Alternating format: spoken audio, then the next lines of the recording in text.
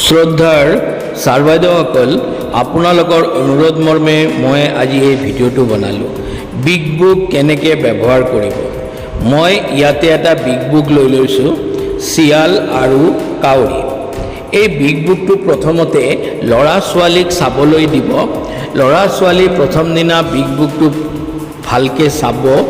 চোৱাৰ পিছত যেতিয়া বিগ বুকটো ভালকৈ চোৱা হৈ যাব, তো তাৰ পিছত বিগ বুকৰ পৰা এটা কাহিনী বৰ্ণনা কৰিব আৰু কাহিনীটোৰ বিষয়ে সাধাৰণভাৱে আপোনালোকে ল'ৰা ছোৱালীৰ লগত আলোচনা কৰিব।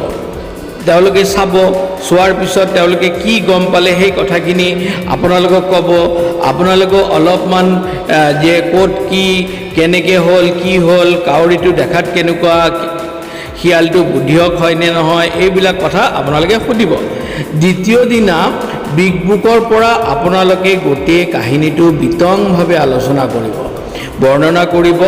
যেনেকৈ এদিন এজনী কাউৰীয়ে মাংস এটুকুৰা পালে, এইটো আপোনালোকে এক্সপ্লেইন কৰিলে। তাৰপিছত তাই মাংস টুকুৰা খাবলৈ এজোপা গছডালত বহিলে। শিয়াল এটাই কাউৰীজনীৰ এইটো দেখা পালে আৰু এনেকৈ আপোনালোকে প্ৰথমতে পঢ়িব। পঢ়াৰ পিছত সেই কাহিনীটো আপোনালোকে বৰ্ণনা কৰি দিব। এনেকৈ লাহে লাহে লাহে লাহে আপোনালোকে গোটেই বিস্তৃতভাৱে আপোনালোকে বৰ্ণনা কৰিব। তাৰপিছত তৃতীয় দিনা আপোনালোকে বিগ বুকটো লৈ সমবেত পঠন। সমবেত পঠন মানে আপোনালোকে নিজেও পঢ়িব আৰু ষ্টুডেণ্টকো একেলগত আপোনালোকৰ লগত পঢ়িবলৈ দিব এই বিগ বুকটো। তেনেহ'লে কি হ'ব, তেওঁলোকৰ যিটো পঠনৰ কৌশল, সেই কৌশলটো শিকিব।